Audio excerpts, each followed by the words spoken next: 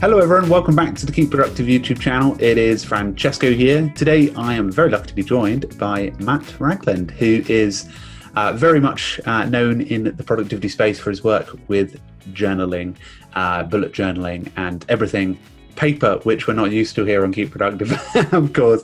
How are you, Matt? Are you doing all right? I'm doing great, Francesco. Thanks for having me. And hey to everyone in the Keep Productive community. Thrilled to be here. Yeah, it should be good fun. What we're going to be doing today, guys, is I've said to Matt beforehand, I've given him a couple of images and pictures of my journal, and he's basically going to counsel me about how to improve my journaling. So this should be quite fun.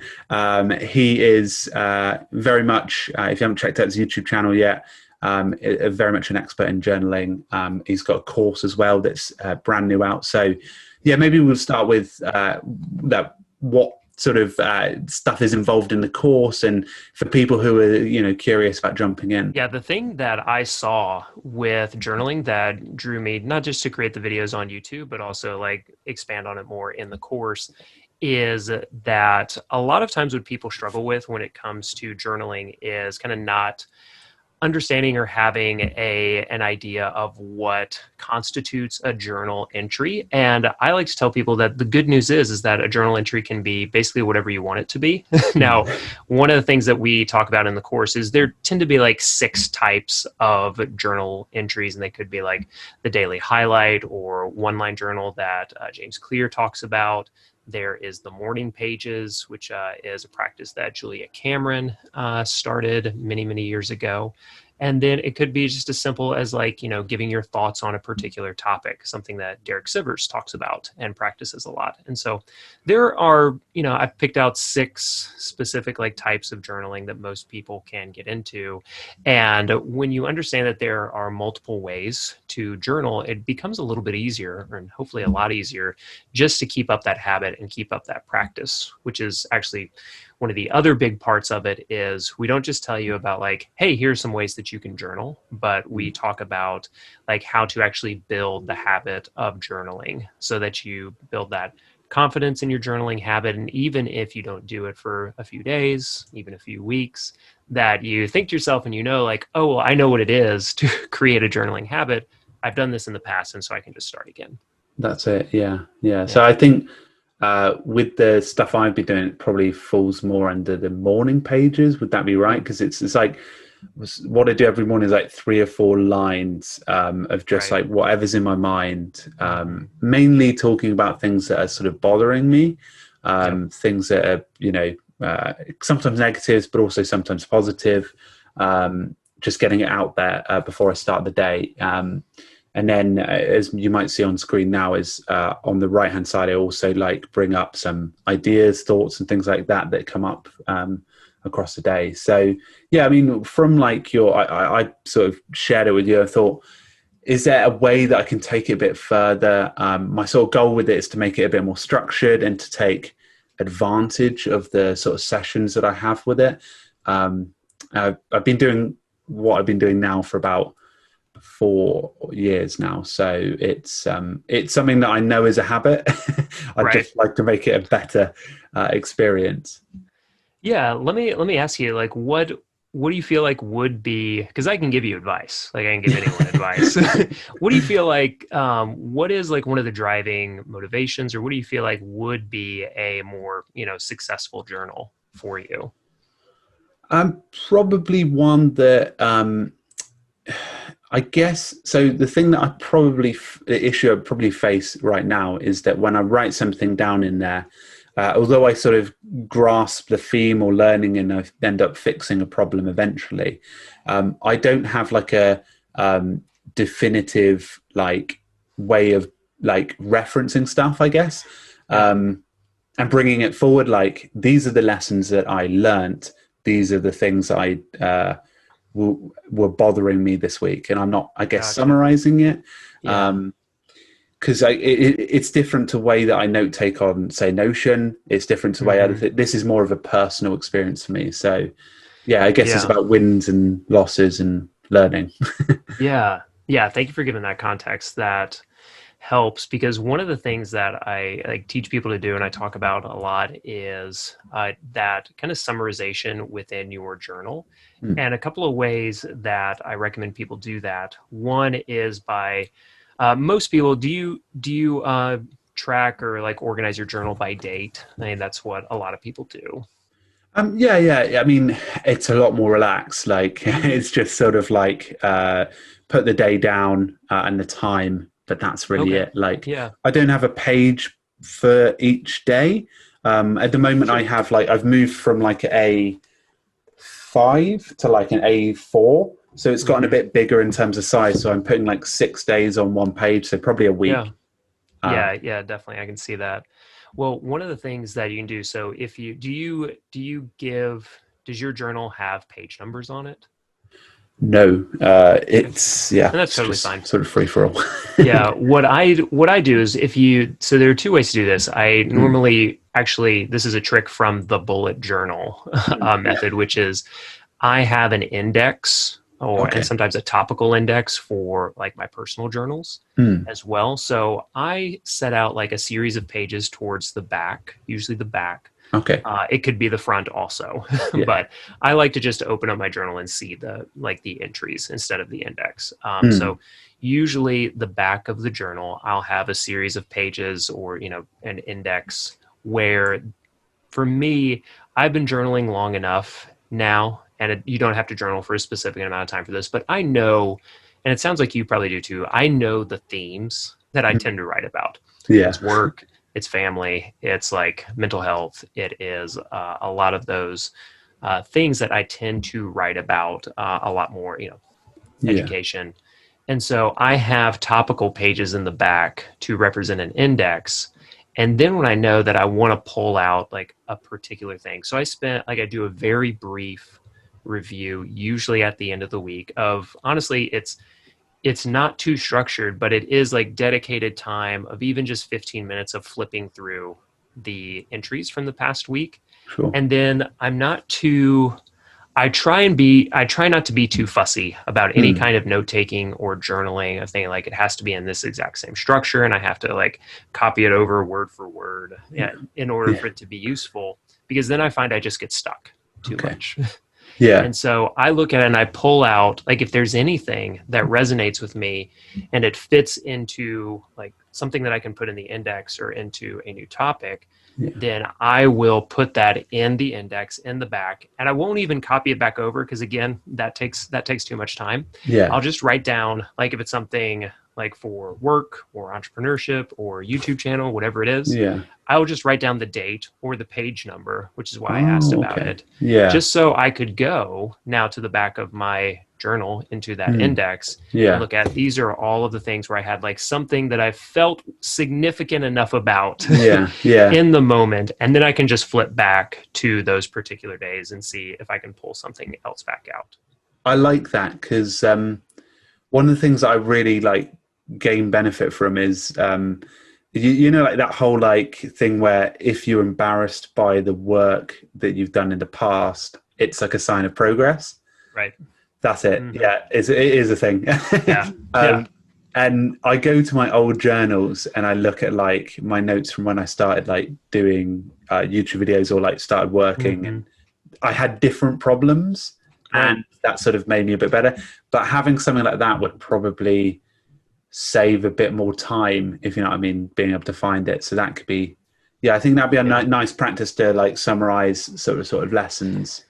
Yeah, and the other thing that you can do, and this is like a third layer summarization. Tiago, our friend, shared friend Tiago, would say this is almost like the expression piece of it. Yeah. Is that you're making the first entry into your daily journal, and then when something pops out and it resonates with you Hmm. in the review, then it moves into the index, and then if you want, I try and do this as much as I can is set aside some time whenever usually that journal is complete and go through Hmm. that index, and then I can look at those, say like 10 things about YouTube over the past couple of months, quarter, 6 months, Yeah. whatever it might be, and create like an expression of like what those resonating points were. And maybe that just becomes another entry in the journal for something like that for me. And this is where digital and analog start to mesh together. Yeah. Is that's something that I would want to have like more like consistent access to, or probably something that I'm going to put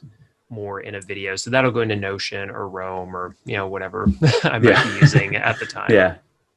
Fantastic. So like looking to sort of summarize like a lessons from a specific category. Right. I like that. Yeah. And another question about like, so I like the ideas of there, like sort of bring everything together. But like, for example, I sort of just grab the book in the morning and just write. Like I've been doing that for 4 years, but is there something I meant to ask myself, like to make the entries even more streamlined? Could I be asking myself a specific question? I used to use a good app called Grid Diary that worked like that, but that I don't want to, there's something about the old paper that sort of gets, I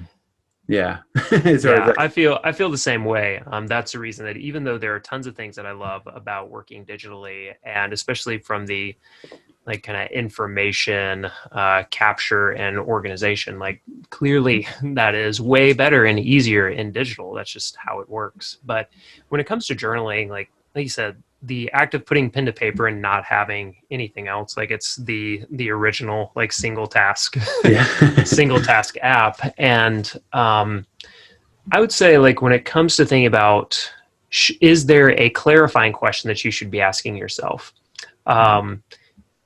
Yes and no, which can be kind of a frustrating, result. Now, one of the other ways that I like coach people into journaling in the course, there are 100 days of journaling prompts. Okay. So 100 days of questions that as you kind of build this habit, because one of the nice things about asking questions of yourself or following a prompt is that you don't have to do as much like processing or what you feel like, especially for people like us, like I have to create something, like even with my like daily journal, I have to create something that, as much as we try to avoid it, a lot of times it can create some mental pressure. So clarifying questions, could be as simple as, what is important to me today? What is stressing me out today? These are, sometimes these can be questions we just kind of naturally ask ourselves without realizing it. It kind of sounds like there's a little bit of that. I know it is for me. But on the other side of like not worrying about questions at all, that's basically what Julia Cameron's morning pages is. Like she says 3 pages, which sounds like a lot to me, but but she's like 3 pages of free writing.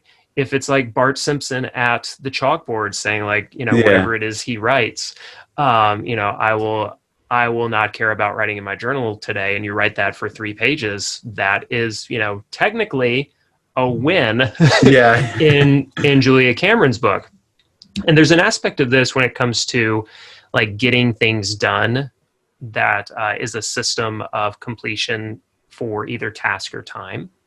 And usually what I recommend people do, this is a little bit of a tangent, but usually what I recommend people do is think about, is there a certain like, amount that you want to write, a task to achieve? Like morning pages is 3 pages. That would be an example of a task. Just like an example of a task-based exercise or workout is like go run 3 miles. Well, on the flip side, there's time-based constraints. And so instead of saying, I'm going to write 3 pages, it's just going to be like, I'm going to stay in this seat with this journal, even if I don't write anything, write 1 sentence, and I'm going to sit here for 15 minutes.